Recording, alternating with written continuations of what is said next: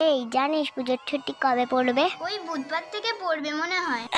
ওই দিন হয়তো বা চতুর্থী। হ্যাঁ ঠিকই বলেছিস। এইবার আমাদের এখানে পুজো দেখতে আসবি কিন্তু। বাবা তোদের বাড়ি অনেক দূর, মা বাবা যেতে দেবে না। ধুর ছাত্র, তোদের কটা জামা হয়েছে সেইটা বল। আমার 7টা হয়েছে, 7টা। আমার 13টা জামা হয়েছে। আমার তো 12টা জামা হয়েছে।